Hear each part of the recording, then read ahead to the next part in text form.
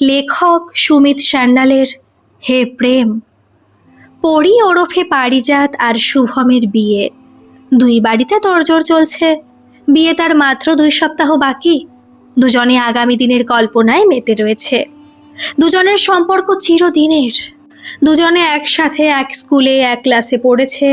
High school পর্যন্ত এই সম্পর্ক বেশ অন্তরঙ্গ হয়েছে। পরীর পড়াশোনা ভালো লাগে না, প্রতিবার পাশ করেছে। সেটা হয়তো শুভর সাথে থাকার জন্য। কলেজে সে আর্টস পড়ছে। যৌবনের দোরগোড়ায় পৌঁছে জৈবিক কারণে মানুষের ভিতরে আকর্ষণের সৃষ্টি হয়। নবযুবক নবযুবতীদের দৃষ্টিতে আবেশ আর আবেগ ফুটে ওঠে।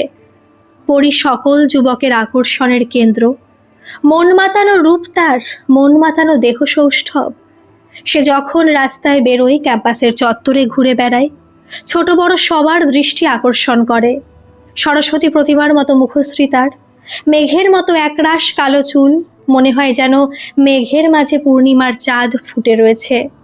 বড় বড় টানা স্বপ্ন মাখানো চোখে চুম্বকের টান, আরক্তিম ঠোঁটে সব সময় রহস্যময় চাপা হাসি।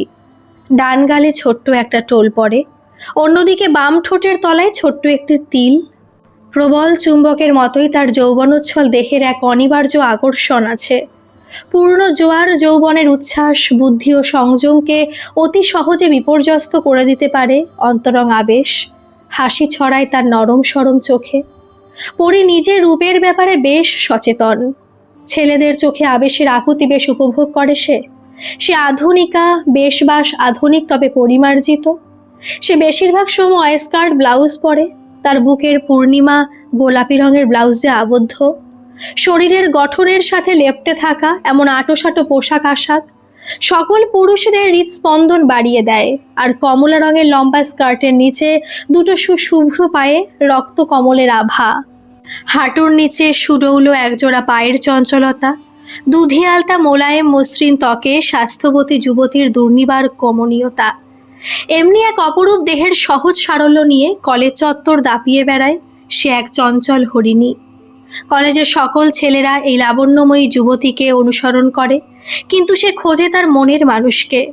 পরি আর শুভ দুজনে পরস্পরে নিজের টাইম টেবিল নিয়মিত ভাগ করে নেয়, যদিও দুজনের পড়ার ধারা আলাদা। শুভ কলকাতা মেডিকেল কলেজে ডাক্তারি পড়ছে, পরি পড়ে বিদ্যাসাগর কলেজে। পরির ক্লাস দেরিতে শুরু হয়, তাও সে 8টার আগে কলেজে চলে আসে, কারণ শুভর ক্লাস শুরু হয় 8:30টায়। মেডিকেল কলেজ যাওয়ার আগে সে পরির কলেজের গেটে এসে অপেক্ষা করে। শুভকে দেখে পরির মুখের সকালের রোদ সারাদিন শরীর মন আলো করে রাখে। শুভর স্নিগ্ধ শীতল হাসি পরির মন জুড়িয়ে যায়। অল্পক্ষণের জন্য দেখা, দুটো চারটে সাধারণ কথা, একটু হাসি, ক্ষণিকের আবেগ, ভালো লাগা। ভালোবাসা তো সবসময় মুখে প্রকাশ করতে হয় না, এই তাদের অভিসার। সারাদিন আর দেখা হয় না দুজনার। ফেরার সময় আবার দেখা, মাঝামাঝি একটা জায়গায়। শুভময় বরাবরই মেধাবী ছাত্র। মাধ্যমিকে উচ্চ মাধ্যমিকে মেরিট লিস্টে তার নাম উঠেছিল। ভালো স্কলারশিপ পায়, পড়ার খরচ নেই বললেই চলে। তাই পরীকে নিয়ে সে মাঝে মাঝে কলেজ স্ট্রিটের ইন্ডিয়ান কফি হাউসে বসে। সেদিন দুজনেরই বাড়ি ফিরতে দেরি হয়ে যায়। পরি সবসময় অজুহাত খুঁজে পায় না। মায়ের কাছে বকুনি খেতে হয়, বাবা বাড়িতে থাকলে মেয়েকে আড়াল করেন। আর একজন খোঁজে তার মনের মানুষকে। দীর্ঘদিন সে একতরফা ভালোবাসা নিজের অন্তরে লালন করে আসছে। পরি অনন্ত মল্লিককেও ছোটবেলা থেকে জানে। দুজনের বাবা স্কুলের বন্ধু, যদিও দুই বন্ধুর ঘরের অবস্থায় আকাশ পাতালের পার্থক্য ছিল। দেবনাথ মল্লিক স্বনামধন্য শিল্পপতির একমাত্র ছেলে। পরির বাবা রঞ্জন ব্যানার্জি নিম্ন মধ্যবিত্ত সরকারি চাকুরে।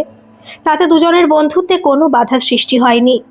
দুই পরিবারের সম্পর্ক খুব আন্তরিক। নিয়মিত আসা যাওয়া আছে দুজনের। দেবনাথ প্রায় সপ্তাহান্তে এসে রঞ্জনের পরিবারকে ধরে নিয়ে যায়। সেই সূত্রে তাদের সন্তানদেরও সম্পর্ক বেশ স্বাভাবিক। দুই ছেলেমেয়ের কোনো কিছুরই মিল নেই।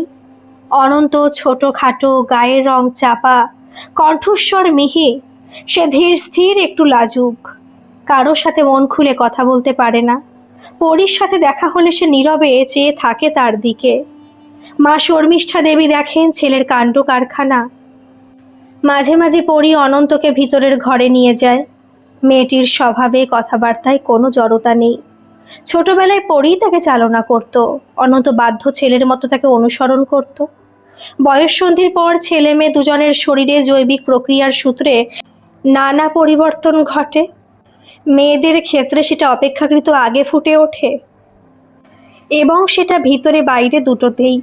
ছেলেদের ক্ষেত্রে সেই পরিবর্তন অনেক আস্তে আস্তে দেখা দেয় এবং অনেক পরে। বয়সের সাথে পরীর রূপ লাবণ্য বহুগুণ বেড়ে গেছে। মা শর্মিষ্ঠা দেবী দেখেছেন ছেলের চোখের ভাষা পাল্টে গেছে।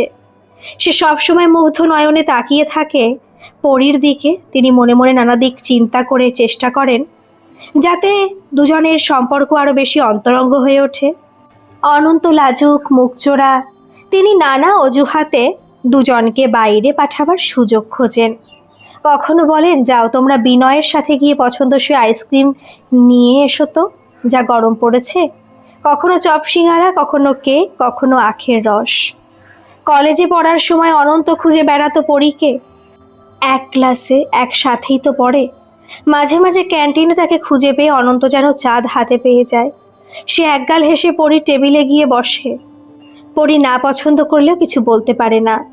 অনন্ত সেদিন সবার জন্য আইসক্রিম অর্ডার দেয়, নয় চপ কাটলেট বা ফিশ ফ্রাই। শুভ এমবিবিএস পরীক্ষায় কলকাতা ইউনিভার্সিটিতে প্রথম হয়েছিল। এখন সে নিজের কলেজের সাথে লাগোয়া হসপিটালে ইন্টার্নশিপ করছে। সে আরও পড়াশোনা করবে। ডাক্তারি লাইনে কত কিছু জানবার আছে, কত কিছু শিখবার আছে। পরী এই বছরটা বিরতি নিয়েছে। কিরে, বিএ অনার্স তো ভালোভাবেই পাশ করলি এবার? মা ভাষ্যতে জিজ্ঞাসা করলেন। ছেলে দেখি। না না, আমি এখন বিয়ে করব না। পরী ব্যস্ত হয়ে উঠে দাঁড়ালো। আমি পরের বছর ফিলোসফি নিয়ে এমএতে ভর্তি হব। বাবা মেয়েকে সমর্থন করেন, তাই মায়ের প্রস্তাব নাকচ হয়ে গেল। উচ্চশিক্ষার জন্য শুভ দেশ বিদেশে অনেক নামকরা শিক্ষা প্রতিষ্ঠান থেকে আকর্ষণীয় প্রস্তাব পেয়েছে, কিন্তু শুভ পিজিতে ভর্তি হলো। সে সার্জন হবে। সার্জারি নিয়ে যত কিছু পড়া যায়, যত কিছু শেখা যায় সে শিখবে। এমএ পাশ করার পর অনন্তকে বাবার ব্যবসায় যোগ দিতে হয়েছে। এখন আর পরীর সাথে দৈনিক দেখা হয় না। মা বোঝেন ছেলের অস্থিরতার কারণ। এখন কিছুদিন কাজে মন দাও। মা হেসে বোঝান ছেলেকে। তাদের ফ্যাক্টরি কয়েক বছর আগে কলকাতা থেকে মুম্বাইতে স্থানান্তরিত হয়েছে। কোম্পানির হেড অফিস যদিও কলকাতাতে, অনন্তকে মুম্বাইতে গিয়ে থাকতে হয়েছে ফ্যাক্টরির কাজ শিখতে। পড়াশোনা শেষ করে শুভ পিজিতে যোগ দিয়েছে। সাথে সে সার্জারি নিয়ে গবেষণাও চালিয়ে যাচ্ছে। তাই তাদের অভিসার বেশ নিয়মিত চলত। দুজনের মা বাবা তাদের সম্বন্ধ জেনে গেছেন। একদিন পরী অধৈর্য হয়ে বলেই ফেলল, আমরা আর কতদিন এমনি এমনি থাকবো? এমনি এমনি মানে? মানে তুমি খুব ভালোই জানো আমি আর পারছি না। পরী শুভর গলায় তার শুভ্র কোমল বাহুডোর পরিয়ে দিয়েছে। তার স্বপ্নাতুর চোখ জোড়া শুভর চোখে নিবদ্ধ। হ্যাঁ, আমি তোমাকে চিরদিন ভালোবাসি। আমিও চাই তোমাকে। তোমাকে ছাড়া আর কাউকে কল্পনাই করতে পারি না আমি। তুমি আমারই। শুভ পরীকে বুকে টেনে নিয়েছে। আমি আজকেই মাকে বলবো। মা সবই জানে। দু একবার মা বলেছে আমাকে। শীঘ্রই দুই বাড়ির সম্মতিতে পারিজাত আর শুভময়ের বিয়ে ঠিক হয়েছে। দুজনে আগামী দিনের কল্পনায় বিভোর। দুই বাড়িতে বিয়ের কল্পনা চলছে। শুভর বাড়ির অবস্থা পরীর থেকে অপেক্ষাকৃত ভালো। শুভর মা বাবা দুজনে চাকরি করে। দুজনেই তাদের মা বাবার একমাত্র সন্তান। দুই পরিবার এই বিয়েতে স্মরণীয় করতে চায়। শুভর বাবা রূপঙ্কর মুখার্জি বারবার বেয়াইকে বলছেন, বিয়েতে বেশি বাহুল্য করবেন না দাদা। আমরা শুধুমাত্র আমাদের বৌমাকে চাই। সেদিন পরীর বাবা রঞ্জন ব্যানার্জি সস্ত্রীক বন্ধু দেবনাথ মল্লিকের বাড়ি গেছে মেয়ের বিয়ের নিমন্ত্রণ দিতে। বিয়ের কার্ড হাতে পেয়ে দেবনাথ চমকে উঠলেন। আরে পরীর বিয়ে কবে? চুপি চুপি বিয়ে ঠিক করে ফেললে? দেবনাথ কার্ডটা স্ত্রী শর্মিষ্ঠার দিকে এগিয়ে দিলেন। আরে না না ভাই, হঠাৎই বিয়েটা ঠিক হয়ে গেল। তোমরা তো গত 1 মাস ধরে কলকাতায় ছিলে না। রঞ্জন একটু অপ্রস্তুত হয়ে বললেন। শর্মিষ্ঠা কার্ড হাতে নিয়ে মাথা নিচু করে বসে রয়েছেন। তিনি আকাশ পাতাল চিন্তা করছেন। নিজের ছেলেকে তো তিনি চেনেন, তার মনের কথাও জানেন। মল্লিক দম্পতি শুভময়ের পরিবারকে চেনেন না, যদিও শুভময় তার ছেলের সাথে আর পরীর সাথে একই ক্লাসে পড়াশোনা করেছে। রঞ্জন চলে গেছেন। দেবনাথ শর্মিষ্ঠার দিকে তাকিয়ে বললেন, কি ব্যাপার গিন্নি, তুমি দেখছি কেমন চুপসে গেছো? তুমি জানো না তোমার ছেলে পরীকে ভালোবাসে? শর্মিষ্ঠা চিন্তিত কণ্ঠে বললেন, কই বলনি তো, তুমি ঠিক জানো? দেবনাথ দ্বিধাগ্রস্ত কণ্ঠে বললেন, এইসব ব্যাপারে বাপেদের নজর পড়ে না, কিন্তু মায়ের চোখে কিছু এড়ায় না। এখন আমার চিন্তা হচ্ছে অন্তুর কি প্রতিক্রিয়া হবে এতে। শর্মিষ্ঠা বললেন, তাই একদিক থেকে ভালোই হয়েছে আমি ওকে মুম্বাই পাঠিয়েছি ফ্যাক্টরিতে কাজ শেখার জন্য। দেবনাথের কপালে ভাঁজ। শর্মিষ্ঠা নিমন্ত্রণ কার্ডটা সবার চোখের আড়ালে লুকিয়ে রেখে দিলেন। মানুষ যা চায়, যা প্ল্যান করে, সেটা সব সময় হয় না। সেদিন রাতে অনন্ত হঠাৎ বাড়ি এসেছে, মা বাবা অবাক। শর্মিষ্ঠা এগিয়ে গিয়ে ছেলেকে জড়িয়ে ধরলেন। কি হলো অন্তু হঠাৎ? মা শুধালেন। কিছু না মা, তোমাদের দেখতে ইচ্ছে করলো, চলে এলাম। সোমবার তো ছুটি, ভাবলাম উইকেন্ডটা তোমাদের সাথে কাটিয়ে যাই। শর্মিষ্ঠা নিমন্ত্রণ কার্ডটা সবার চোখের আড়ালে লুকিয়ে রেখেছিলেন, কিন্তু বিধিবাম পরদিন সকালে হঠাৎ সেটা অনন্তর চোখে পড়ে গেল। সহসা অনন্তর মাথা টলে গেল। ক্ষণিকের জন্য সে চোখে অন্ধকার দেখল। সকালে জলখাবারের সময় অনন্ত কার্ডটা সবার সামনে ডাইনিং টেবিলে রাখলো। পরীর বিয়ে ঠিক হয়ে গেছে, তোমরা জানাওনি তো আমাকে। তার মুখে ঘন মেঘের ছায়া, কেউ যেন তার সমস্ত জীবৎ শক্তি কেড়ে নিয়েছে। না না, জানাবো কি, এই তো বিকেলে পরীর মা বাবা এসেছিলেন নিমন্ত্রণ দিতে। মা ছুটে গিয়ে ছেলের পাশে বসলেন। ছেলেটা তো শুনলাম তোদের সাথেই পড়তো একসাথে, তুই জানতিস না? ছেলে মাথা নিচু করে চুপ করে বসে রয়েছে। ঘরে অপার্থিব নীরবতা। কি জানি, আমি দেখিনি, কিংবা দেখেও দেখিনি আমি তো শুধু পরীকেই দেখতাম, ভাবতাম আমার মনের কথা পরী নিশ্চয়ই জানে, বোঝে, কিন্তু এখন দেখছি আমারই ভুল। অনন্ত ক্ষীণ কণ্ঠে বলল। মা বাবার মন হাহাকার করে উঠল। দুজনে বুঝে পাচ্ছে না ছেলেকে কি করে সামলাবেন। কিছুক্ষণ পরে অনন্ত উঠে ধীর পায়ে নিজের ঘরের দিকে চলে গেল। পরদিন সকালে মা বাবা দুজনের দেখলেন ছেলে বাড়িতে নেই। দুজনের কপালে চিন্তার রেখা ফুটে উঠেছে। শর্মিষ্ঠা অনন্তকে ফোন করলেন। নিজের মোবাইল ফোন সে বাড়িতে রেখে দিয়ে গেছে। মা বাবা ঘাবড়ে গেলেন, কি করবেন বুঝে পাচ্ছেন না। বাবা নানা জায়গায় খোঁজ নিচ্ছেন, মা ছুটলেন ঠাকুর ঘরে। শেষ পর্যন্ত পুলিশে ফোন করতে যাচ্ছেন। অনন্ত বাড়ি ঢুকলো, মা বাবা ছুটে গেলেন। আরে অন্তু, কোথায় গিয়েছিলি তুই? মা ব্যগ্র কণ্ঠে জিজ্ঞাসা করলেন। একটু গঙ্গার ধারে হাঁটতে গিয়েছিলাম মা। আরে এত সকালে বলে যাবি তো? তোমরা ঘুমাচ্ছিলে মা। অনন্তর সংক্ষিপ্ত উত্তর। ফোনও নিয়ে যাসনি? ভুলে গিয়েছিলাম মা। অনন্ত নিজের ঘরের দিকে চলে গেল। অদ্ভুত। মা সোফায় বসে পড়লেন। ওকে কিছু বলো না সমী, দেবনাথ বললেন। পরদিন ভোর রাতে হঠাৎ শর্মিষ্ঠার ঘুম ভেঙে গেল। শীততাপ নিয়ন্ত্রিত ঘরেও শরীর ঘেমে উঠছে। আজকাল দেবনাথ আর শর্মিষ্ঠা তাদের শোয়ার ঘর একতলায় স্থানান্তরিত করেছেন। শর্মিষ্ঠার শরীরে বাত দেখা দিয়েছে। তিনি নিজের ঘর থেকে বেরিয়ে হলঘরের আলো জ্বালালেন। চারিদিকে অপার্থিব নিস্তব্ধতা। সে অজানা অস্থিরতা অনুভব করছে। কি ভেবে সে দোতলায় ছেলের ঘরের দিকে চললেন। ছেলের ঘরে ঢুকে তিনি চমকে উঠলেন। ঢোকার আগে খটকা লেগেছিল। ঘরে আলো জ্বলছে, দরজা হাট করে খোলা। অন্তু। শর্মিষ্ঠা আর্তনাদ করে উঠলেন। অনন্ত অস্বাভাবিকভাবে চিত হয়ে বিছানায় শুয়ে রয়েছে। তার একটা হাত বিছানার পাশে ঝুলছে। চিৎকার শুনে দেবনাথ ছুটে আসলেন। অনন্তর খাটের পাশে ঘুমের ওষুধের খালি শিশি পড়ে রয়েছে। বাড়িতে হুলস্থুল পড়ে গেল। চারদিকে ফোন, কাজে লোকেরা সবাই অনন্তর ঘরের দরজার সামনে জড়ো হয়েছে। মা বাবা ছেলেকে নিয়ে হাসপাতালে ছুটলেন। 3 দিন জমে মানুষে যুদ্ধ চলল। আজ শেষ পর্যন্ত ডাক্তাররা জানালেন অনন্তবাবু এখন আউট অফ ডেঞ্জার। জ্ঞান ফিরতে অনন্ত দেখল মা বাবা উৎকণ্ঠিত মুখে তার পাশে বসে আছেন। তোমরা আমাকে কেন বাঁচালে বাবা? মা ফুপিয়ে কেঁদে উঠলেন। আমি পরীর সাথে তোমার বিয়ে দেব অন্তু, তুমি দেখো, প্রমিস। ডাক্তারকে বলে ছেলের ওপর নজর রাখার ব্যবস্থা করে মা বাবা ঝড়ের মতো বেরিয়ে গেলেন। দুজনেই বন্ধু রঞ্জনের বাড়ি গিয়ে পৌঁছালেন। দেবনাথের চেহারা দেখে রঞ্জনের মুখে চিন্তার রেখা ফুটে উঠল। এসো এসো দেবু, আসুন বৌদি। রঞ্জন দুজনকে ভেতরে এনে বসালেন। পরি ভিতর থেকে বেরিয়ে এসেছে। ভাস্বতীও সাথে বেরিয়ে আসলেন।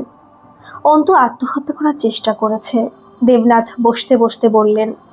কি বলছো? 3 জন ছুটে আসলেন। কেন, কি হলো? দেবনাথ একবার শর্মিষ্ঠার দিকে তাকালেন। আসলে তোমরা তো জানো অন্তু কেমন মুখচোরা, কাউকে কোনো কথা মুখ ফুটে বলতে পারে না, নিজের মনের ভাব কারো কাছে প্রকাশ করতে পারে না। ছোটবেলা থেকে পরীর সাথে বড় হয়েছে, একসাথে একই স্কুলে লেখাপড়া করেছে। দেবনাথ শর্মিষ্ঠার দিকে তাকালেন। আমার ছেলে আপনার মেয়েকে ভালোবাসে দাদা, কিন্তু দুর্ভাগ্য পরীকে বলতে পারেনি, বোঝাতেও পারেনি। শর্মিষ্ঠার চোখ ছলছল করছে। এবার আমরা ওকে বাঁচাতে পেরেছি, কিন্তু বারবার কি বাঁচাতে পারবো? শর্মিষ্ঠা ফুপিয়ে কেঁদে উঠলেন। আমি হাত জোড় করছি রঞ্জন, আমার একটাই ছেলে, তোমরা ওকে বাঁচাও। দেবনাথ হাত জোড় করে উঠে দাঁড়ালেন। শর্মিষ্ঠা হাত জোর করে কাঁদছেন। কাকু, পরি অস্ফুটে বলল, তুমি ওকে বাঁচাতে পারো মা, অন্তু তোমাকে ছাড়া বাঁচবে না। এই মায়ের বুক শূন্য করে দিও না মা। শর্মিষ্ঠা ফোপাতে ফোপাতে বললেন। পরি কিছুক্ষণ স্তব্ধ হয়ে দাঁড়িয়ে রইল। আপনি শান্ত হন কাকিমা, হয়তো আমার ভুল, আমি অনন্তর মনের কথা বুঝতে পারিনি, দেখেও দেখিনি। তার আগেই শুভকে ভালোবেসে ফেলেছি, কিন্তু আমি চাই না আমার কারণে আপনার এত বড় ক্ষতি হোক। তবে আমাদের 2 মিনিট দাও দেবু। মা বাবা পরীকে নিয়ে ঘরে ঢুকে গেলেন। দেবনাথ আর শর্মিষ্ঠা অশান্ত চিত্তে দাঁড়িয়ে রইলেন। তুই কি বলছিস? মা বললেন। তুই শুভকে কি বলবি? আমি কি বলবো মা, শুভকেও বা কি বলবো, ওর কি দোষ মা? তবে অন্তু যদি আবার আত্মহত্যার চেষ্টা করে, পরের বার যদি ওর মা বাবা ছেলেকে না বাঁচাতে পারে? রঞ্জন বললেন। তোমরা ডিসাইড করো, তাতে সব ভালো হয়। শ্রেয় আর প্রেয় এক নাও হতে পারে। আমার কথা না হয় তোমরা বাদ দাও। পরি নিজের মুখ ঘুরিয়ে নিয়েছে। কিছুক্ষণ সবাই চুপ। ভাস্বতীর মন হাহাকার করছে। রঞ্জন দোটানায় পড়ে গেছেন। একদিকে বন্ধুর সাংঘাতিক ক্ষতির আশঙ্কা, অন্যদিকে প্রাণাধিক একমাত্র কন্যার ভালোবাসার রাজপ্রাসাদ মাটির সাথে মিশিয়ে দেওয়া। আচ্ছা, আমরা দুজনে রূপঙ্কর দাকে সব কিছু খুলে বলি, শুভময়কে বলি। ওরা বুদ্ধিমান বিচক্ষণ মানুষ, ওরাই যথাযথ বিহিত করবে। রঞ্জন মধ্যম পথ বেছে নিলেন। পরি মাথা নিচু করে বসে রইল। আজ তার জীবনের সব সুখ, সব আনন্দ হারিয়ে গেছে। রঞ্জন আর ভাস্বতী বেরিয়ে আসলেন। দেবনাথ আর শর্মিষ্ঠা অধীর নয়নে ঘরের বন্ধ দরজার দিকে তাকিয়ে বসেছিলেন। দুজনে উঠে দাঁড়ালেন। আপনি যদি বলেন বৌদি, তো আমি ওই ছেলেটাকে ওর মা বাবার কাছে গিয়ে ওনাদের বুঝিয়ে বলতে পারি। আমি ওনাদের কাছে গিয়ে ভিক্ষা চাইব। দেবনাথ বললেন। না না, আপনাদের যেতে হবে না, আমরা যাচ্ছি। এমনিতে আজ আমাদের এই বাড়িতে নিমন্ত্রণ রয়েছে। আমি ওনাদের সব বুঝিয়ে বলবো, শুভকে বোঝাবো, ওরা বুঝবে। রঞ্জন বন্ধুর কাঁধে হাত দিয়ে বললেন, তাহলে চলো, আমি তোমাদের পৌঁছে দিই। দেবনাথ প্রস্তাব দিলেন। না না, আমি ট্যাক্সি ডেকেছি, এসে যাবে এক্ষুনি। না, তোমার কাছ থেকে ফাইনাল না জানা পর্যন্ত আমরা বাড়ি ফিরতে পারবো না রঞ্জন, দেবনাথ বললেন। রঞ্জন আর ভাস্বতী বেয়াই বাড়ি গিয়ে পৌঁছলেন। শুভ দরজা খুলেছিল। পরি কোথায়? পরি আসেনি। শুভ দুজনের পিছনে দেখে বলল, বলছি ভিতরে আসি আমরা। রঞ্জন হাসবার চেষ্টা করে বললেন, ও হ্যাঁ হ্যাঁ, সরি, আসুন। শুভ দরজা ছেড়ে দাঁড়ালো। আরে আসুন আসুন দাদা, আমার বৌমা কোথায়? শুভর মা শুভ্রা দুজনকে অভ্যর্থনা জানালেন। শুভ সামনে এসে দাঁড়িয়েছে। রঞ্জন একবার স্ত্রীর দিকে তাকিয়ে নিলেন। কিছুক্ষণ মাথা নিচু করে রইলেন, যেন মনে মনে কথা সাজাচ্ছেন। ধীরে ধীরে সমস্ত ঘটনা বলে গেলেন। ঘরে পিনপতন, নিস্তব্ধতা। কিছুক্ষণ পরে মাথা তুলে রঞ্জন সবার দিকে তাকালেন। আমি ধর্ম সংকটে পড়ে গেছি দাদা। পরি আমার একমাত্র মেয়ে, শুভ তার বাল্যকালের সঙ্গী। দুজনে পরস্পরকে ভালোবাসে, দুজনের বিয়ের সব ঠিকঠাক। অন্যদিকে কেউ জানতো না অনন্তপরীকে পাগলের মতো ভালোবাসে, নাকি ছোটবেলা থেকে ভালোবাসে। বলুন কথা, সোজাভাবে চিন্তা করলে ভাববার কিছুই নেই। মানুষ যা কিছু চায় সব কি পাওয়া যায়? না পেলেই বা কি হবে? একটা কিছু পেলে না অন্য কিছু পাবে, হয়তো সে আরও ভালো হবে। কিন্তু না, ছেলেটা ধা করে এক মুঠো ঘুমের ওষুধ খেয়ে বসলো। রাতে মায়ের হঠাৎ ঘুম ভেঙে গিয়েছিল, তাই রক্ষে। এটা পাগলামি ছাড়া আর কী বা হতে পারে? ডাক্তার দেখা, চিকিৎসা করা না, আমার কাছে ছুটে এসেছে। একেবারে মাটিতে গড়াগড়ি, হাত জোর করে কাঁদছে দুজনে। অনন্ত আবার যদি বিষ খায়। রঞ্জন ক্ষণিকের জন্য থামলেন। দেবনাথ আমার ছোটবেলার বন্ধু, সত্যিকারের বন্ধু। সারা জীবন অনেকবার আমাকে সাহায্য করেছে, না চাইতে করেছে। বুঝতে পারছি না দাদা, কি আমি কি করব। আপনি কি চান ব্যানার্জিদা? সহজভাবে দেখলে তো আপনাকে বন্ধুর পাশে দাঁড়ানো উচিত। আপনাদের সিদ্ধান্ত নিতে হবে। মন্দির ভালো যে বিয়েটা এখনো হয়নি। রূপঙ্কর মুখার্জি ছেলের দিকে তাকিয়ে বললেন। শুভ মুখ ঘুরিয়ে নিয়েছিল। এবার সে কাপা স্বরে বলল, পরি কি তাই চাই কাকু? ও দোটানায় পড়ে গেছে বাবা, ও তোমাকে ভালোবাসে, তোমার সাথে ওর বিয়ে ঠিক হয়েছে, কিন্তু ওই না আমার কোনোদিন করো না প্লিজ, সে এখন অতীত। আমি স্বেচ্ছায় তোমাকে বিয়ে করেছি, সব দিক বিবেচনা করে বিয়ে করেছি, তুমি আমার স্বামী, তুমি যা চাও যেমন করে চাও তুমি পাবে। পরি শান্ত সংযত কণ্ঠে বলল, আমি ভালোবাসা ছাড়া কিছুই চাই না পরি, আমি তোমাকে মনে প্রাণে ভালোবাসি, চিরদিন বাসবো। অনন্ত বউকে নিয়ে মেতে উঠেছে, প্রতিদিন নতুন চমক, নানাভাবে স্ত্রীকে আবিষ্কার করছে সে। নিত্য নতুন উপহারে সে পরীকে ভরিয়ে দিতে চায়। একদিন পরী বলেই ফেললো, তুমি কি কাণ্ড করেছো বলো তো, আমি তো আছি, থাকবো, আমি তো কোথাও পালিয়ে যাচ্ছি না, প্রতিদিন এত সব গিফট দেওয়ার কি দরকার, আমার ভালো লাগে। একটা জিনিস অনন্ত লক্ষ্য করেছে, পরী কোথাও বেরোতে চায় না, নিউ মার্কেট, এসপ্ল্যানেড, গড়িয়াহাট এই সব জায়গায় যেতে তার অস্বস্তি হয়। তোমার বেড়াতে ভালো লাগে না? একদিন অনন্ত জিজ্ঞাসা করলো। আমার অস্বস্তি হয় যদি কোনোদিন শুভর কিংবা তার মা বাবার সামনে পড়ে যাই, পরি বলল।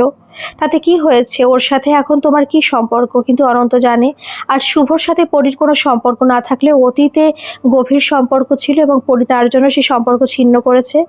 একদিন অনন্ত বাবা মায়ের কাছে কথাটা তুলল। হ্যাঁ, বৌমার অস্বস্তি হওয়া স্বাভাবিক, তোমরা বাইরে বেরোচ্ছ, হঠাৎ যদি ওনাদের সামনে পড়ে যাও, পরি একটা বিশ্রী অবস্থায় পড়ে যাবে, আমি জানি। দেবনাথ বললেন, তোমরা একটা কাজ করতে পারো, মুম্বাইতে তো আমাদের রেজিস্ট্রার্ড অফিস, ফ্যাক্টরিগুলো সব ওই দিকেই, আমাদের একাধিক বাড়িও আছে ওখানে, তোমরা না হয় জুহুতে সমুদ্রের ধারে আমাদের ফ্ল্যাটটাতে গিয়ে থাকো, তুমি ওখানে থাকলে আমাদের ছুটোছুটি একটু কম হয়। আমি কি এত বড় কোম্পানি একা সামলাতে পারি বাবা? আমি আমাদের ব্যবসায় আটঘাট কি জানি? কিছুই না। অনন্ত সন্দেহ প্রকাশ করলো। হ্যাঁ হ্যাঁ ঠিক আছে, আমি তো আছি, মানে যতদিন আমি বেঁচে আছি। দেবরাজ স্ত্রীর দিকে তাকিয়ে হাসলেন। ওইসব অলক্ষণে কথা বলো না তো সন্ধ্যাবেলায়, শর্মিষ্ঠা ধমকালো। অনন্ত পরীকে নিয়ে মুম্বাই চলে গেল পাকাপাকিভাবে। জুহুর সমুদ্র তীরে 30 তলা বিশাল আবাসনের 15 তলায় তাদের বিলাসবহুল 4 বেডরুমের ফ্ল্যাট। পুরো বিল্ডিংটা শীততাপ নিয়ন্ত্রিত, সব রকম দামি দামি ফার্নিচার, নানা রকম গৃহস্থালির সরঞ্জাম, সাথে বাথরুম সহ 2টো সার্ভেন্ট রুম। 2জন কাজের লোক সেখানে থাকতে পারবে। পরি আর অনন্ত মিলে নিজেদের ঘর সাজিয়ে নিল। সংসার সাজাতে ভালোই লাগে পরি। দেবনাথের একটা বড় বাড়িও আছে মুম্বাইতে সমুদ্র তীরে। মুম্বাই গেলে কর্তাগিন্নি সেখানেই থাকে। সেদিন ঘর সাজাতে সাজাতে বারে বারে শুভর মুখটা ভেসে উঠছে পরীর মানসপটে। এই কিছুদিন আগে সে শুভর সাথে কত সুখ স্বপ্ন দেখেছে, সে কি কোনোদিন তাকে ভুলতে পারবে? অনন্ত তাকে সুখে রেখেছে, যত্নে রেখেছে, কিন্তু যে ভালোবাসা ছোটবেলায় অঙ্কুরিত হয়েছিল, যা যৌবনে পরিণত হয়েছে, তা কি কোনোদিন ভোলা যায়? অনন্তর কথায় কথায় সে ভাবে, যদি শুভ এই কথাটা বলতো তাহলে কেমন করে বলতো, এমনকি ঘনিষ্ঠ মুহূর্তেও। শুভ মুখটা পরী চোখের সামনে ভেসে ওঠে। তার কথা ভাবতে গেলে ঝরা পাতার মতো উড়ে আসে অগাধ স্মৃতি। তার সাথে কাটানো দিনের স্মৃতি নিজের অজান্তেই পরীকে শিহরিত করে। পরী জানে এখন অনন্ত আমার স্বামী, পরপুরুষকে মনে করাটাও পাপ, কিন্তু মন মানে না, অদ্ভুত মনের গতি প্রকৃতি। অনন্ত বউকে পেয়ে আনন্দে বিভোর হয়ে থাকে। সকালে 8টার আগে তাদের ঘরে দরজা খোলে না, কাজের লোকের আড়ালে মুখ টিপে হাসে। সাহেব বউকে নিয়ে মেতে রয়েছে। প্রায় দিন অনন্ত দেরি করে অফিসে যায়, ফেরার সময়টা কিন্তু পাল্টায় না। এমনও হয়েছে সে কোনোদিন দুপুরে 12টার পর অফিস গেল, কিন্তু ঠিক 5টায় সে বেরিয়ে যাবে।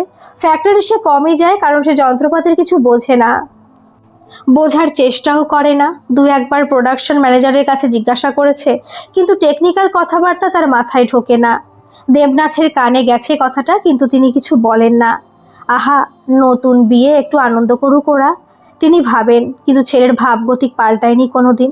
দ্বিতীয় প্রজন্মের শিল্পপতিদের এই হয়ে থাকে, বাপে চেষ্টা করে, মাথার ঘাম পায়ে ফেলে প্রতিষ্ঠান গড়ে তোলে, আর পরবর্তী প্রজন্ম সেই ঐশ্বর্যে গা ভাসিয়ে দেয়। ফুলশয্যার রাতে অনন্ত পরীকে বলেছিল সে শুধু ভালোবাসা চায়, কিন্তু শুধুমাত্র ভালোবাসায় সীমিত থাকেনি এই সম্পর্ক। অনন্ত পরীকে পুরোপুরি অধিগ্রহণ করছিল। বিয়ের 1 বছরের মধ্যে পরী একটি কন্যা সন্তান জন্ম দিয়েছিল। অনন্ত আরও বেশি সংসারে জড়িয়ে পড়েছে। অফিসে না যাওয়ার অনেক নতুন অজুহাত যোগ হয়েছে তার ঝুলিতে। রাতে ঘুম হয়নি, মেয়ে ঘুমোতে দেয়নি। মেয়ে ভোর রাত থেকে জেগে বসে আছে। মেয়ে আজ বাবার সাথে খেলার বাই ধরেছে। তোমার ছেলের কি মাথাটাতে খারাপ হয়েছে নাকি? বাচ্চা কি কারো হয় না? একদিন দেবনাথ শর্মিষ্ঠাকে বললেন। আহা থাক না, আর মেয়েও হয়েছে বাপ না ওটা। বৌমা বলছিল কোনো কোনো দিন এমনও হয়েছে যে মেয়ে ঘুমাচ্ছে, অন্তু অফিস যাওয়ার জন্য রেডি, ফাঁক পেয়ে বেরিয়ে পড়বে, ঠিক মেয়ে জেগে উঠবে, তারপর কি আর বেরোতে পারে? মেয়ে দেবেই না বেরোতে, শর্মিষ্ঠা যুক্তি দেয়। আরে সবই বুঝলাম, আমারও তো বয়স হচ্ছে, অন্তু যদি এখন না শেখে তো কবে শিখবে? আমি ভেবেছিলাম ব্যবসার টেকনিক্যাল দিকটা বুঝবার জন্য ওর একটু ট্রেনিং দরকার। ভেবেছিলাম আমি নিজের হাতে ওকে শেখাবো। ও সায়েন্স পড়লো না, ইঞ্জিনিয়ারিংয়ে ওর রুচি নেই। ও আমাদের একমাত্র ছেলে, ও যদি না শেখে তাহলে আমার পরে কি হবে আমাদের ব্যবসার? দেবনাথ হাত উল্টে বললেন, এই তুমি সব সময় বয়স বয়স করো না তো, কি আর বয়স হয়েছে তোমার? আরে বাবা, সবাইকে ইঞ্জিনিয়ারিং পড়তে হবে সেটা কোথায় লেখা আছে? আর ব্যবসা মানে কি শুধু ইঞ্জিনিয়ারিং? আমি তো ইঞ্জিনিয়ার নই, অঙ্ক আমার কাছে দুঃসাধ্য পাহাড়। কিন্তু আমি তো পারছি, অন্তুও পারবে। শর্মিষ্ঠা পাল্টা যুক্তি দিল। দেবনাথ আর কথা বাড়ালেন না। পরীর মেয়ে একেবারে মায়ের ক্ষুদ্র সংস্করণ, চোখ মুখ এমনকি ডান গালে টোলটা পর্যন্ত মায়ের মতো। কেয়া এখন থেকে মায়ের মতো ঠোঁট টিপে হাসবে। এতদিন বউয়ের রূপে অনন্ত আবদ্ধ ছিল, এখন মেয়ের মায়ায় জড়িয়ে গেছে। কেয়া এখন 5 বছর বয়স। এই বছর সে স্কুলে ভর্তি হয়েছে, মুম্বাইয়ের নামকরা স্কুলে। এই বছর সে কেজি ক্লাসে ভর্তি হয়েছে। স্কুলের বাস আছে, কিন্তু কেয়া স্কুল বাসে স্কুল যায় না। সকাল সকাল ঠাকুরদা ঠাকুমা চলে আসেন, তখন বালিকার মা বাবা তার পিছনে ছুটছে জলখাবার নিয়ে। শেষে ঠাকুমা নাতনিকে কোলে তুলে নেন। ভুলিয়ে ভালিয়ে খাবার তার ছোট উদরে পৌঁছে যায়। 12টায় স্কুল ছুটি, তখন এক একদিন কেউ না কেউ স্কুলে পৌঁছে যায়। দেবনাথ কলকাতা গেলে অন্য ব্যবস্থা হয়, তখন অনন্তকে 2 বেলা যেতে হয়। আনন্দধারা বইছে মল্লিক পরিবারে। পরি আবার অন্তঃসত্ত্বা, সেদিন অনন্ত মেয়েকে আনতে যাবে, পরিও সঙ্গে যাচ্ছে। তুমি আমার বাবু সোনাকে নিয়ে পিছনের সিটে সাবধানে বসো, অনন্ত বলল। ভূ গর্ভস্থ পার্কিং থেকে বেরিয়ে তাদের গাড়ি রাস্তায় উঠেছে। কিছু দূর রাস্তায় ভিড়, অনন্ত সাবধানে গাড়ি চালাচ্ছে। একসময় তারা বড় রাস্তায় উঠেছে, রাস্তা একটু ফাঁকা হয়েছে, এবার নিশ্চিন্তে গাড়ি চালানো যাবে। অনন্ত গাড়ি চালাতে ভালোবাসে, নিজের গাড়ি সে নিজেই চালায়। বউকে নিয়ে বেরোলে তৃতীয় ব্যক্তির উপস্থিতি তার ভালো লাগে না। তুমি দেখছি একেবারে চুপ মেরে বসে আছো, অনন্ত একসময় বলল। কি বলবো, পিছন থেকে কথা বলা যায় না, তুমি রাস্তায় নজর দাও, পরি সাবধান করলো। হ্যাঁ হ্যাঁ, রাস্তা তো একেবারে ফাঁকা। আমার বাবু সোনা কি করছে? মাকে বিরক্ত করছে না তো? না, আমার ছেলে বাপের মতো দুষ্টু নয়। পরির হাসির ঝংকার ভেসে আসলো। বউয়ের এই হাসিটা অনন্ত খুব উপভোগ করে। অনন্ত গাড়ি চালাতে চালাতে নানা হাসি ঠাট্টা চালিয়ে যাচ্ছে, পরি বারবার সাবধান করছে, এই তুমি চুপ করো, একটু মন দিয়ে গাড়ি চালাও, বাড়ি গিয়ে যত খুশি মস্করা করো না হয়। কিন্তু অনন্ত মেতে উঠেছে। এই ব্রেক ব্রেক ব্রেক! হঠাৎ পরি আর্তনাদ করে উঠল, কিন্তু তার আগে সর্বনাশ হয়ে গেছে। তাদের গাড়ি সামনে দাঁড়িয়ে থাকা একটি লোহার রড বোঝাই ট্রাকে পিছন থেকে সজোরে ধাক্কা মারলো। নিমেষে চারিদিকে অন্ধকার, সব শেষ। লোহার রড গাড়ির কাজ ভেদ করে অনন্তর বুক ভেদ করে গেছে। পরদিন পরির জ্ঞান ফিরেছে, তার পৃথিবী আমূল পাল্টে গিয়েছে। অনন্ত ঘটনাস্থলে মারা গিয়েছে। পরীর গর্ভে তার আসন্ন সন্তানও মারা গিয়েছে। খবর পেয়ে পরীর মা বাবা ছুটে আসলেন। বাচ্চা নষ্ট হওয়া এক ভীষণ আঘাত। তার সাথে পরীর ডান হাত ফ্র্যাকচার হয়েছে, একটু এদিক সেদিক ছড়ে গেছে।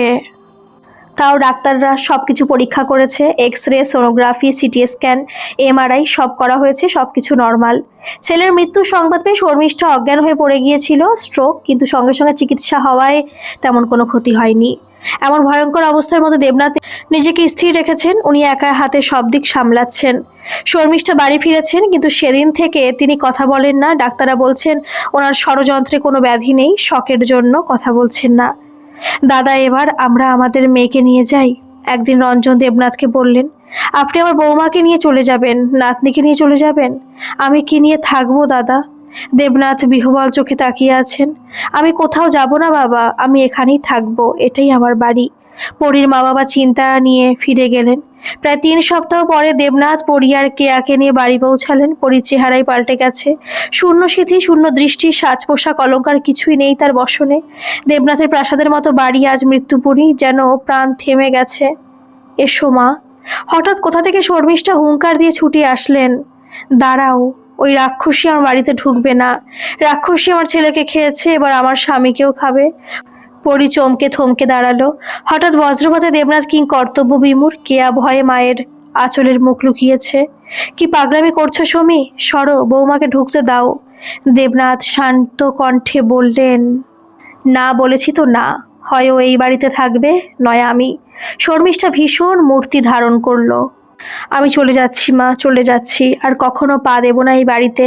পরি মেয়েকে কোলে তুলে ছুটে বেরিয়ে গেল। পরি রাস্তায় বেরিয়ে পড়েছিল, সামনে একটা ট্যাক্সি দেখে সে মেয়েকে নিয়ে উঠে পড়ল। দেবনাথ ছুটে আসার আগেই ট্যাক্সি চলতে শুরু করেছে, তিনি ট্যাক্সির পিছনে চললেন। বৌমা, বৌমা, আমার ভুল হয়ে গেছে, সরি। নিজের ফ্ল্যাট বাড়ির সামনে ট্যাক্সি থেকে নামতেই তিনি নিজের গাড়ি দরজা খুলে ছুটে গেলেন পরীর কাছে। না বাবা, আপনার কোনো ভুল হয়নি, আপনি অপয়া, আমি রাক্ষসী, আমি রাক্ষসী। পরী মেয়েকে নিয়ে ছুটে লিফটে উঠে গেল। দেবনাথের বাড়ির সাথে পরীর সম্পর্ক ছিন্ন হয়েছে, তার ওই বাড়িতে প্রবেশ নিষিদ্ধ।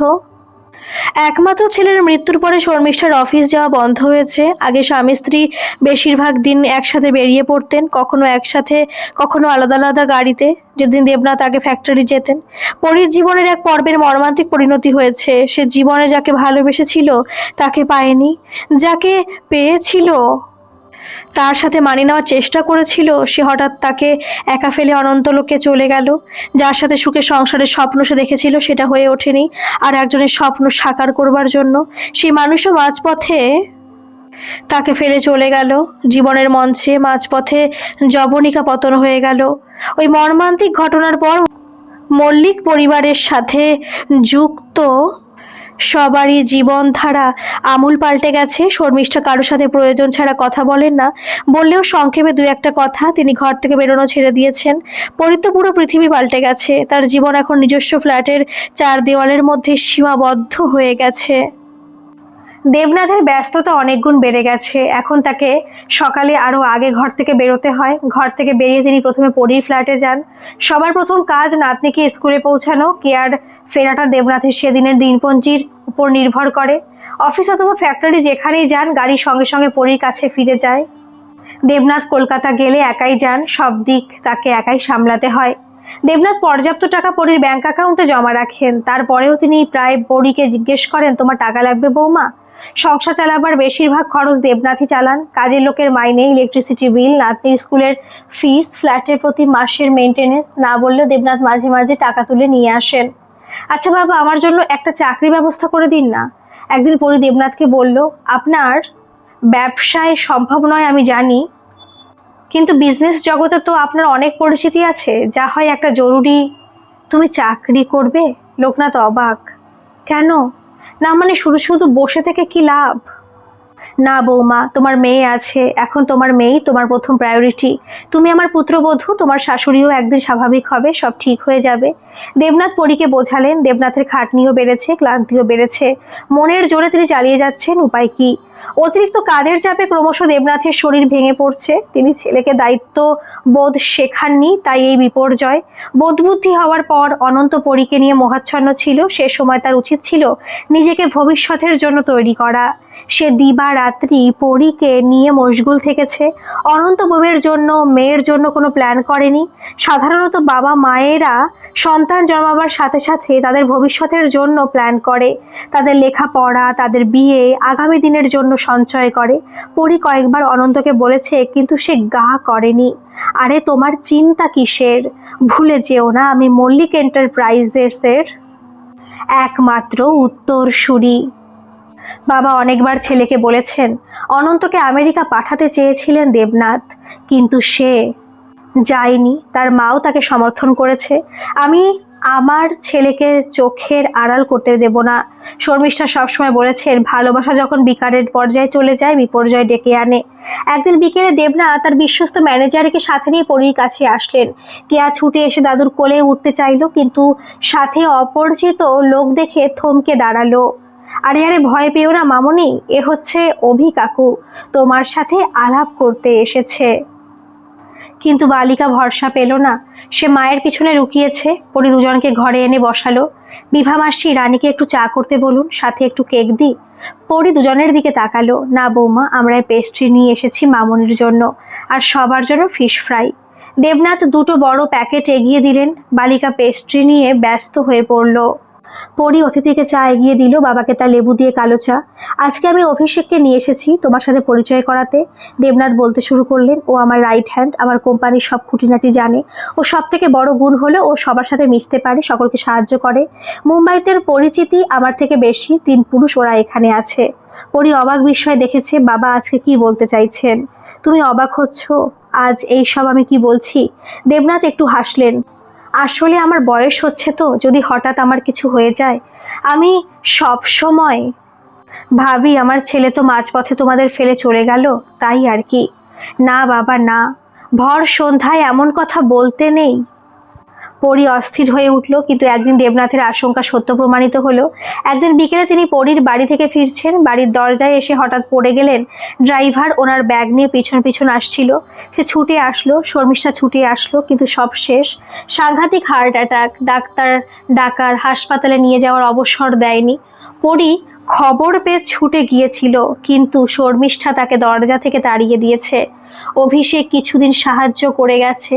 দেবনাথ বলে গিয়েছিলেন, একদিন হঠাৎ সে সাহায্য বন্ধ হয়ে গেল। পরি তাকে আর যোগাযোগ করেনি। সে অভিমানিনী, কারো কাছে করুণা ভিক্ষা করবে না। অনেকদিন পর পরি জেনেছিল শর্মিষ্ঠা ব্যবসা বিক্রি করে দিয়েছিলেন। অনন্ত তার জন্য যা টাকা রেখে গিয়েছিল তাতে আর কতদিন চলে। এবার সে চাকরির খোঁজে বেরিয়েছে। অল্প বয়সী সুন্দরী মেয়ের জন্য পদে পদে বাধা, পদে পদে বিপত্তি। সমাজের কদাকার চেহারা শীঘ্রই তার সামনে ফুটে উঠেছে। সবাই তার সুযোগ নিতে চায়, সাহায্যের পরিবর্তে তাকে পেরে ফেলতে চায়। লালসা বাসনা লোলুপ দৃষ্টি তাকে ভোগ করতে চায়। কোনো চাকরিতে সে বেশি দিন টিকতে পারে না। দেশে ভদ্র সভ্য চাকরি আছে, কিন্তু চাকরি প্রার্থী অসংখ্য। পরি হাড়ে হাড়ে বুঝেছে সময় মতো নিজেকে তৈরি না করে সে কি ভুলটাই না করেছে। মেয়ে বড় হচ্ছে, তার খরচ বাড়ছে। পরি রান্নালোক ছাড়ি দিতে বাধ্য হয়েছে। বিভামাসি তাকে ছেড়ে যাবে না। ক্রমে ক্রমে সঞ্চয়ের টাকা ফুরিয়ে আসছে। পরি নানা রকম ছোট ছোট কাজ করে, কিন্তু তাতে আর যৎ সামান্য হয়। অনন্ত যে বাড়িতে পরীকে নিয়ে সংসার পেতেছিল সেটা মুম্বাইয়ের বড়লোক পাড়া। ওদের ফ্ল্যাটের বাড়িতে বড় বড় শিল্পপতি, চিত্রতারকা, মন্ত্রীরা থাকেন। পুরো বাড়িটা শীততাপ নিয়ন্ত্রিত। প্রতি মাসে মেইনটেনেন্সের জন্য 10,000 টাকা দিতে হয়, আরও আনুষঙ্গিক খরচ লেগেই থাকে। এই ফ্ল্যাটের খরচ চালানো পরির জন্য উত্তরোত্তর কঠিন হয়ে উঠছে। কোনো আয় নেই, অবলম্বন নেই, কোথাও কোনো সাহায্যের আশাও নেই। শেষ পর্যন্ত পরি ঠিক করলো এই বাড়ি বিক্রি করে শহরতলিতে ছোট ফ্ল্যাটে চলে যাবে মেয়েকে নিয়ে। পরি তার বিলাসবহুল ফ্ল্যাট বিক্রি করে ছোট ফ্ল্যাটে চলে গেছে মেয়েকে নিয়ে। মেয়ের স্কুলও পাল্টাতে হয়েছে, উপায় নেই। পরিস্থিতির সাথে তাকে লড়তে হবে একা। হিসেব করে চললে জীবন চলে যাবে, পরি আশা করেছিল। স্বামীর মৃত্যুর পর পরি কোনোদিন বাপের বাড়ি যায়নি। মাঝে মাঝে ফোনে কথা হয়। একটা সূক্ষ্ম অভিমান তার ভিতরে রয়ে গেছে।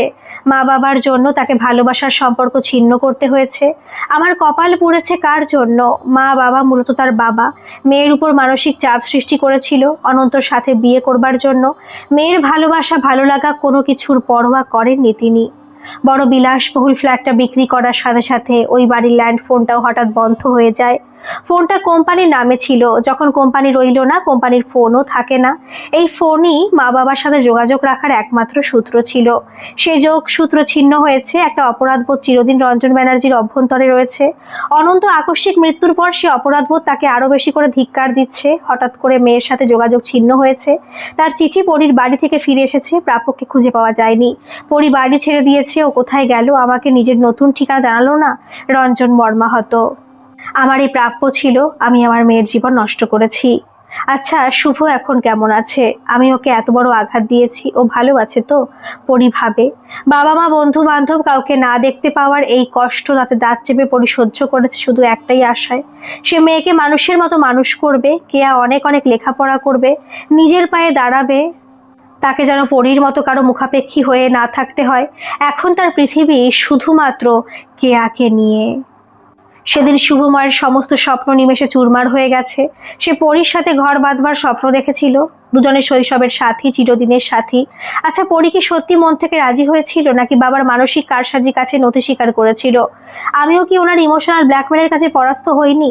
শুভ মাঝে মাঝে ভাবে তার জীবনের এক সুন্দর অধ্যায় শেষ হয়েছে।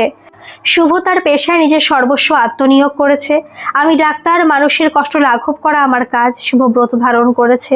সে নামকরা সার্জেন, সারা দেশে তার সুনাম। সে এখন পিজি হাসপাতালে তার কাজ ছাড়াও ঘুরে বেড়ায়। মানুষের দুঃখ কষ্ট কোথায় কি আছে, কলকাতায় দুস্থ অসুস্থ অসহায় মানুষের তো অভাব নেই। ছুটির দিনে ডাক্তার শুভময় গাড়ি নিয়ে বেরিয়ে পড়ে দূর দূরান্তে। গ্রামে গঞ্জে কত মানুষ চিকিৎসার অভাবে ধুঁকছে, মারা যাচ্ছে, শুভ একাই।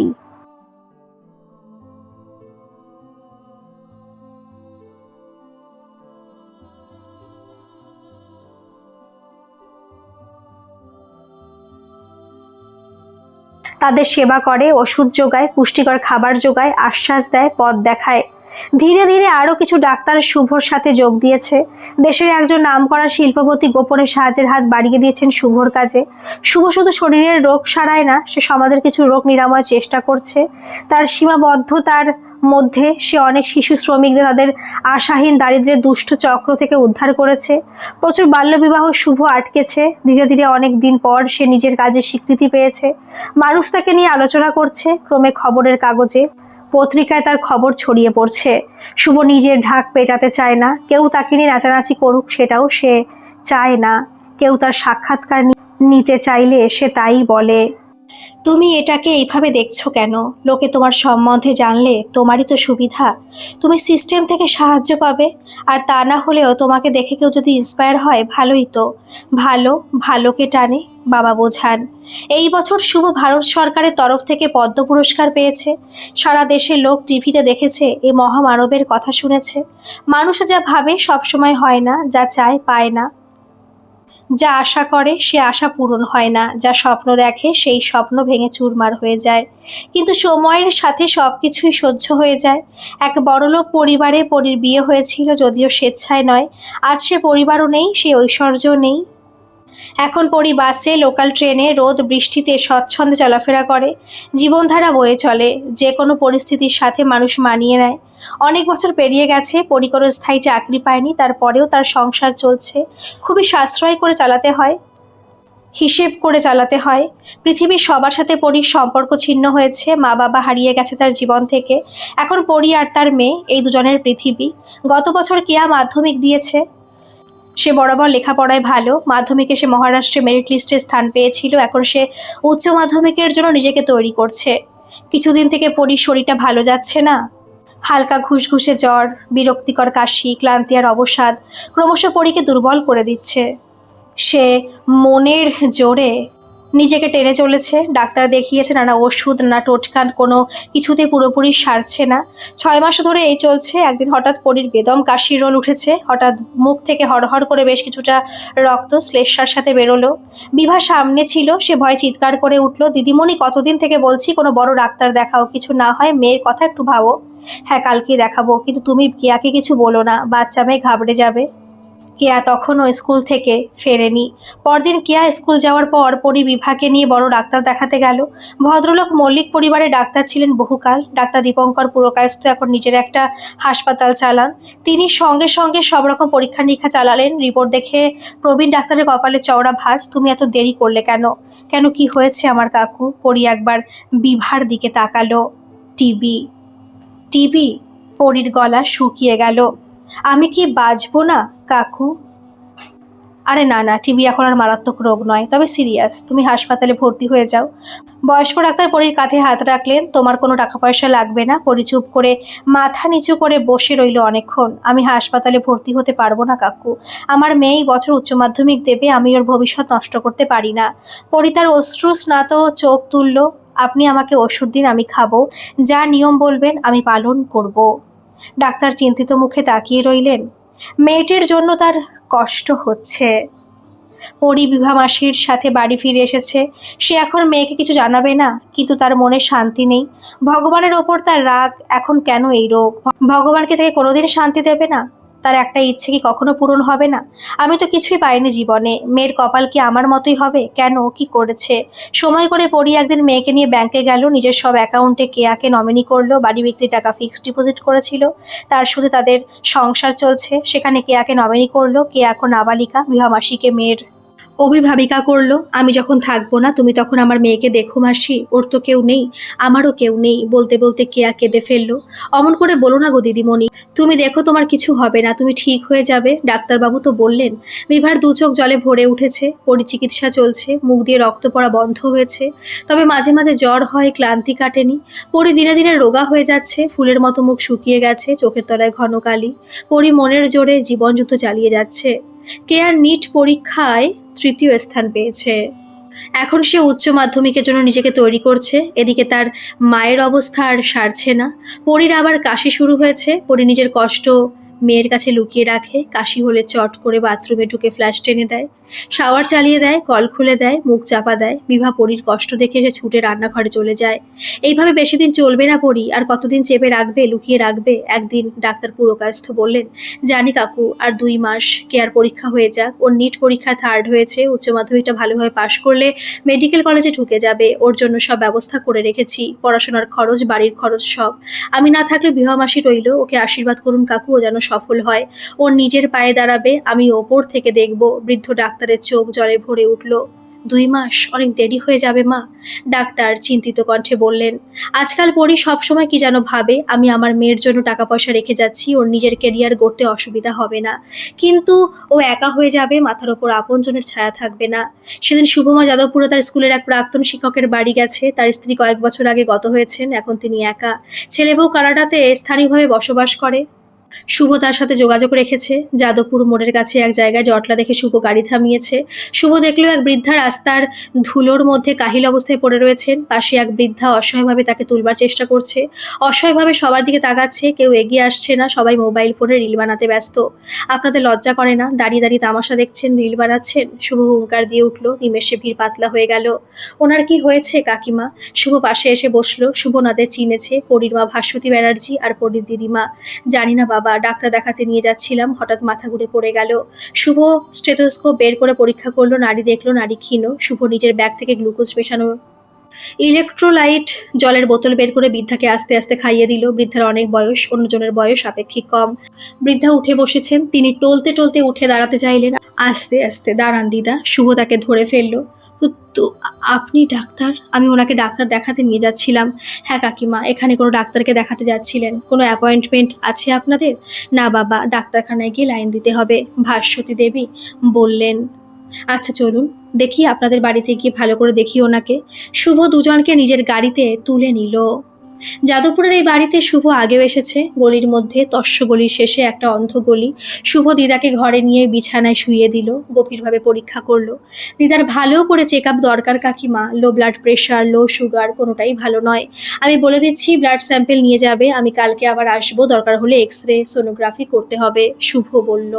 আমি তো ঘাটের মরা ডাক্তারবাবু, আমাকে নিয়ে টানা হ্যাচড়া করে কি হবে? এত সব পরীক্ষা, এক্স-রে, টাকা কোথায় পাবো?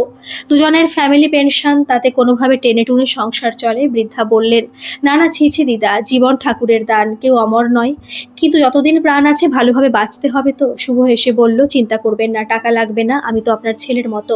হ্যাঁ বাবা, খুব ভালো কথা বলেছো, ডাক্তারের মুখের কথায় তো রোগ অর্ধেক সেরে যায়। আমাদের কেউ নেই বাবা, আমরা দুই বুড়ি দিন কাটাচ্ছি কোনোভাবে, ভাস্বতী বললেন। শুভ নিজের ব্যাগ তুলে নিল। আচ্ছা ডাক্তারবাবু, আপনার নামটা? আমি শুভ কাকিমা। আমাকে চিনতে পারোনি? শুভ নিজের ভিজিটিং কার্ড এগিয়ে দিল। ও আমি একেবারে চিনতে পারিনি বাবা, ভাস্বতী শুভর হাত ধরে বললেন। ভাস্বতী শুভকে জোর করে বসালেন। সেদিন তার ছুটি ছিল, তাই সে মানা করলো না। অনেকদিন তো যোগাযোগ নেই। পরি অনন্তর সাথে সুখী হয়েছে আশা করি, কিন্তু কাকু এত তাড়াতাড়ি চলে যাবেন আমি ভাবিনি। কবে হলো এই সব? শুভ জিজ্ঞাসা করলো। না বাবা, সব আমাদের শেষ। আমরা তোমার প্রতি অন্যায় করেছি, মেয়ের প্রতি সব থেকে বড় অন্যায় করেছি। ও তোমাকে ভালোবাসতো, তোমার সাথে সুখী হতে চেয়েছিল, আমরা সেটা হতে দিইনি। একজনের অন্যায় আবদারের কাছে নতি স্বীকার করেছি, মেয়ের সুখের স্বপ্ন চুরমার করে দিয়েছি। তাতেও কি মেয়ে সুখী হয়েছে? হয়নি। 7 বছরের মাথায় অনন্ত অ্যাক্সিডেন্টে মারা গেল। পরি বেঁচে গেছে, কিন্তু ওর ছেলের জন্মের আগে মারা গেল। ওর শ্বশুর মশাইও মারা গেলেন 1 বছরের মধ্যে। পরির শ্বশুর বাড়িতে ঠাঁই হয়নি, শ্বশুরকে শেষে দেখাও দেখতে দেওয়া হয়নি তাকে। পরির জীবন আমরা নষ্ট করেছি। ভাস্বতীর কণ্ঠ অবরুদ্ধ হয়ে গেছে, শুভ মর্মাহত। অনেকক্ষণ কেউ কোনো কথা বলেনি। এখন কোথায় থাকে পরি? অনেকক্ষণ পর শুভ জিজ্ঞাসা করলো। জানি না বাবা, বিয়ের পরেও অনন্তর সাথে মুম্বাই চলে গিয়েছিল। যেভাবে ওকে ইমোশনাল ব্ল্যাকমেল করে এই অন্যায় বিয়েতে রাজি করানো হয়েছিল। শ্বশুর মশাই মুম্বাইতে ফ্ল্যাট কিনে দিয়েছিলেন ছেলের নামে। অনন্ত মারা যাওয়ার পর সেই ফ্ল্যাট পরির নামে ট্রান্সফার করে দিয়েছিলেন মল্লিকবাবু। জুহু বিচের ধারে সে বিশাল ফ্ল্যাট বেচে দিয়ে একদিন মেয়ে হারিয়ে গেল আমাদের জন্য। বাবার চিঠি ফিরে আসলো। ও ঠিকই করেছে, এই শিক্ষা আমাদের পাওয়ারই ছিল। পরির বাবা সে আঘাত বেশিদিন সহ্য করতে পারেনি। ভাস্বতী মুখে আঁচল চাপা দিয়ে ফুপিয়ে কেঁদে উঠলেন। দিদিমা নিজের মেয়েকে সামলাবার জন্য ব্যস্ত হয়ে পড়লেন। শুভ নিয়মিত দুই বৃদ্ধার দেখাশোনা করে, বাজার করে নিয়ে আসে, দুজনকে নিয়ে বেড়াতে যায়। শুভর মা বাবাও সাথে থাকেন। শুভ ছুটির দিনে গ্রামাঞ্চলে গিয়ে নানা রকম কাজ করে। সেই দিনগুলোতে শুভ ভাস্বতী দেবী আর তার মাকে নিজের বাড়িতে নিয়ে আসে। প্রথম প্রথম ভাস্বতী দেবীর অস্বস্তি হতো, সূক্ষ্ম অপরাধবোধ তার মনের গভীরে গেঁথে রয়েছে। একদিন ওই বাড়িতে পৌঁছে শুভ দেখলো দুজনে মুখ কালো করে বসে রয়েছে। কি হলো কাকিমা, আপনাদের খুব চিন্তিত দেখাচ্ছে? শুভ জিজ্ঞাসা করলো। হ্যাঁ, মনে হচ্ছে আমাদের অভিশাপ এখনো শেষ হয়নি। গতকাল আবার বাড়িওয়ালা এসে নোটিশ দিয়ে গেছে, ১ মাসের মধ্যে বাড়ি খালি করতে হবে।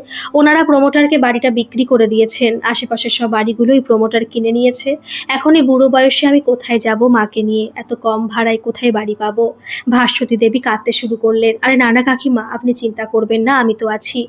আমাদের সম্বন্ধ হয়নি, কিন্তু আমি তো আপনার ছেলের মতোই। শুভ দুজনকে নিজের বাড়িতে নিয়ে এসেছে। এখনকার মতো এই পর্যন্ত থাক। এই গল্পের অন্তিম পর্ব হয় আজকে সন্ধ্যেতে, নতুবা কালকে আমি আপলোড করব। গল্পটি আপনাদের কেমন লাগছে অবশ্যই কমেন্টে জানাবেন। ভালো লাগলে একটা সাবস্ক্রাইব করে আমার পাশে থাকবেন। ধন্যবাদ।